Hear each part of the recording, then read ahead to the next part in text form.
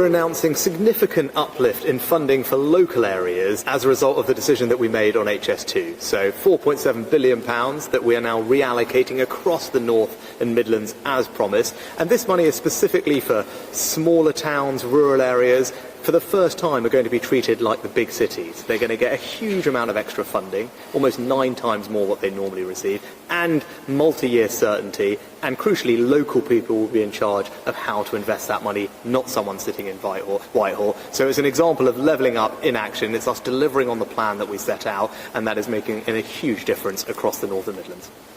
The words of Lee Anderson, would you regard them as Islamophobic?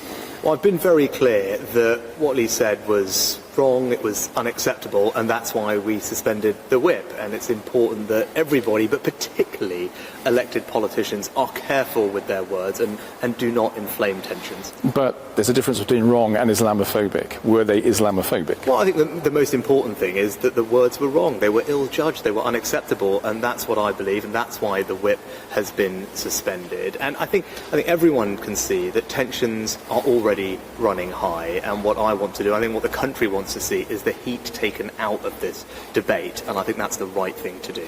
If he were to apologise, would you welcome him back into the party? Again, look, we literally have just had these comments. As I said, I don't think they're right, they're not acceptable. That's why the whip has been suspended, and that's where we are now. It's not just him, though, is it? Suella Braverman, for instance, has talked about the Islamists, the extremists and the anti-Semites being in control. This is someone you appointed as Home Secretary. What's going on inside your party? Well, I think that those comments were not about an individual in particular. There is a broader point that some of the scenes that we have been witnessing on our streets in recent times are unacceptable. And we're now having a situation where, whether it's private MPs' meetings, council meetings, or indeed what happened in Parliament last week, where the normal democratic processes that we are used to in this country are being impacted, threatened, disrupted aggressively and in an intimidating fashion. I don't think that's right. I don't think anyone thinks that that's right, and I think it's important that we call out that kind of behaviour as wrong and that we do everything we can to stamp it out. Thank you. That's the end of the poll. Thank you very much.